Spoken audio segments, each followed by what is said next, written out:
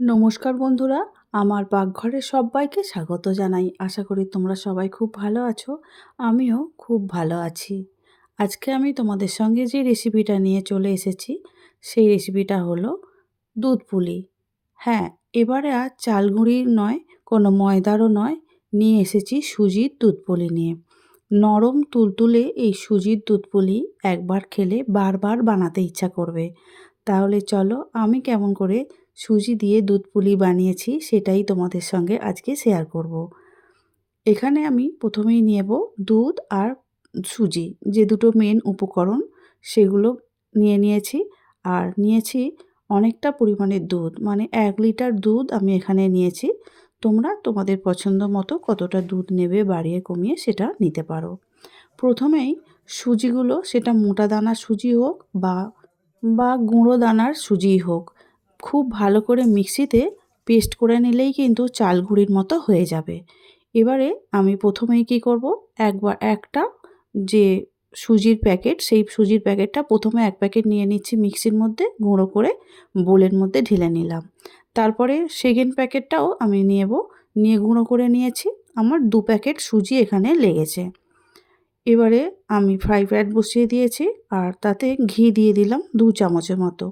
ঘি দেওয়ার পরে আমি যে সুজিগুলো গুঁড়ো করে রেখেছিলাম, সেই সুজি গুঁড়োগুলো আমি দিয়ে দেব। দিয়ে হালকাভাবে নাড়াচাড়া করে নেব, যেন কালারটা নষ্ট না হয়, মানে লালচে হয়ে যেন না যায় বা পুড়ে যেন না যায়। জাস্ট একটু ঘিয়ের সঙ্গে গরম করে নেওয়া হবে সুজির গুঁড়োটা। ওই মিনিট 2 একের মতো একটু নাড়াচাড়া করে নিয়েছি গ্যাসটা কমিয়ে দিয়ে। এবারে অল্প অল্প করে দুধ আমি এখানে দিতে থাকবো। আর খুন্তির সাহায্যে ভালো করে মিশিয়ে নিতে হবে। আর গ্যাসের জোরটা কিন্তু কমিয়ে রেখেই করতে হবে, নাহলে দুধ কিন্তু অনায়াসেই সুজি টেনে নেবে। সেই জন্য গ্যাসের জোরটা কমিয়ে দিয়ে সুজিগুলো দুধের সঙ্গে খুব ভালো করে একটু নাড়াচাড়া করে মিশিয়ে নিতে হবে। এখন আমি 500 মতো লিকুইড দুধ নিয়েছি। সেই দুধটা কতটা লাগে আমি দেখে তোমাদেরকে বলে দেব। এবারে নাড়াচাড়া করে নেবার পরে দিয়ে দেব এর মধ্যে একটা দোমালা নারকেল, যে নারকেলটা বেশ নরম সেটাকেই বলা হয় দোমালা নারকেল। সেই নারকেলটা কুড়ে নিয়েছি হাফ মালা।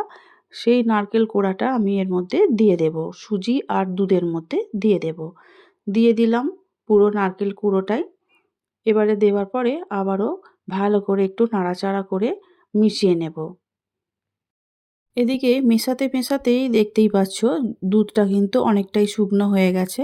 সুজি কিন্তু আর একটু পাক হলে খুব ভালো হবে, তাই জন্য এর মধ্যে আবারও একটু দুধ দেবার প্রয়োজন আছে। তোমরা চাইলে এখানে অল্প করে জলও ব্যবহার করতে পারো।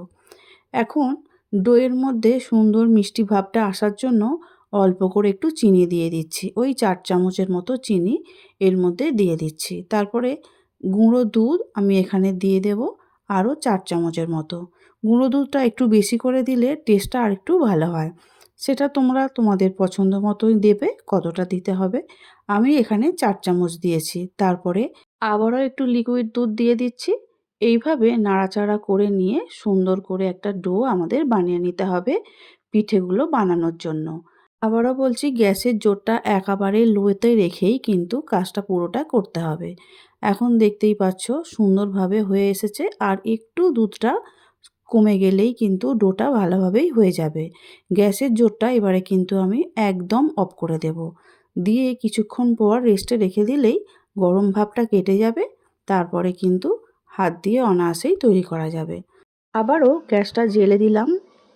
কড়ার মধ্যে আমি দুধ নিয়ে নিলাম 500 দুধ, আর আগের যে 500 দুধের কিছুটা বেঁচে ছিল ওই 150 গ্রামের মতো, সেই দুধটা এর মধ্যে এখানে দিয়ে দিলাম। আর একটা এই নতুন গুড়ের পাটালি সেটা দিয়ে দিলাম, ওটা হচ্ছে গুড়। যতক্ষণ গুড়টা গলার ততক্ষণ গলুক। আর এদিকে আমি যে নামিয়ে রেখেছিলাম ওই সুজির যে মণ্ডটা, একটা সুন্দরভাবে ডো করার জন্য হাত দিয়ে খুব ভালো করে মেখে নিচ্ছি। মেখে নিতে নিতেই দেখবে একদম টাইট হয়ে যাবে, তখন কিন্তু আর এই হাতে লাগার ভাবটা থাকবে না। এবারে হাতে একটু তেল মাখিয়ে নিলাম, সাদা তেল। এবারে পুলির জন্য পিঠেগুলো বানিয়ে নিতে হবে। সেটা তোমাদের ইচ্ছা মতো ডিজাইন করে বানাতে পারো, বা ছোট বা বড় যা ইচ্ছা মতনই করে নিতে পারো। আমি ওই দুধ পুলির যেমন ডিজাইন হয় সেইভাবেই করে নিচ্ছি, কারণ যেহেতু পুলি পিঠের মতো করলে তার মধ্যে পুর দিতে হবে, নারকেলের পুর বা ক্ষীরের পুর দিতে হতো, কিন্তু এখানে আমি যেহেতু নারকেল দুধ, গুঁড়ো দুধ সব কিছুই এই সুজির মধ্যেই দেয়া হয়ে গিয়েছিল যখন রান্নাটা করছিলাম, সেই সঙ্গে সব কিছু দেওয়া হয়ে গেছে বলে আমি আর পুর হিসাবে কিছু এখানে দিলাম না। হাতের সাহায্যেই পুরো পুলি পিঠের মতো ডিজাইনটা করেই নিয়েছি।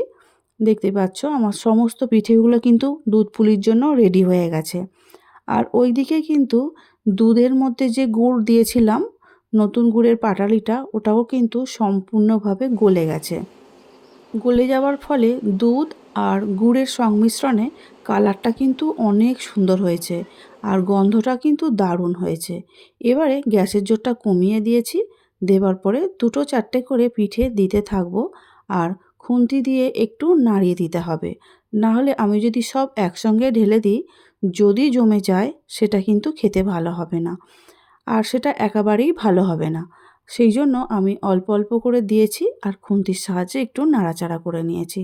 যদিও সুজি গায়ে গায়ে লেগে গেলেও ছেড়ে যাবে, কিন্তু তবুও আমি এই কাজটা সাবধানেই করেছি যাতে পিঠেগুলো সুন্দরভাবে থাকে।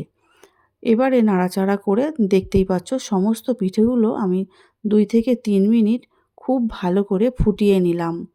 ফুটিয়ে নেবার পরে আরও সুন্দর কিন্তু কালারটা হয়ে আসছে। যেহেতু দুধটা ঘন হচ্ছে, তাহলে গুড়ের পরিমাণটাও কিন্তু কমছে। ঘনত্বটা দুটোই মিলিয়ে একেবারে ঘনও হয়ে গেছে। এবারে স্বাদটা একটু সুন্দর হওয়ার জন্য দিয়ে দিলাম 1 চিমটে নুন। নুনটা অবশ্য তোমরা নাও দিতে পারো, কিন্তু অতিরিক্ত মিষ্টি যখন খাওয়া হয় তখন একটু নুনের পরিমাণটা দিলে অল্প করে 1 চিমটে, তাতে স্বাদটা কিন্তু ব্যালেন্স হয়, খেতে অনেকটাই ভালো হয়। তাহলে চলো, সুজির দুধ পুলি গুড় দিয়ে একদম রেডি হয়ে গেছে আমাদের। আর আমি আগেই দেখেছি কতটা নরম তুলতুলে পিঠেগুলো বানানো হয়েছে। আর হ্যাঁ, সুন্দর সুন্দর দেখতেও হয়েছে পিঠেগুলো, তেমন কালারটাও হয়েছে। এই পুলিগুলো খেতে কিন্তু অসাধারণ হয়েছিল। তোমরাও কিন্তু আমার মতো এইভাবেই দুধ পুলির পিঠে গুড়ের সুজি দিয়ে বাড়িতে অবশ্যই বানিয়ে খেও। চাল গুঁড়ির ঝামেলা ঝঞ্ঝট ছাড়াই খুব সহজেই বানিয়ে নেওয়া যায় এই রকম দুধ পুলি পিঠে। মন চাইলেই যখন ইচ্ছা বানিয়ে ফেলতে পারা যায়। হ্যাঁ, সবসময় তো হাতের সামনে চাল গুঁড়ি থাকে না, কিন্তু সুজিটা অনেক সময় কম বেশি সবার বাড়িতেই থেকে থাকে। আজকে আমার সুজির দুধ পুলি কেমন লেগেছে তোমাদের অবশ্যই কমেন্ট করে জানিও। আজকের মতো আসছি, দেখা হবে নেক্সট ভিডিও নিয়ে। আজকের মতো টাটা।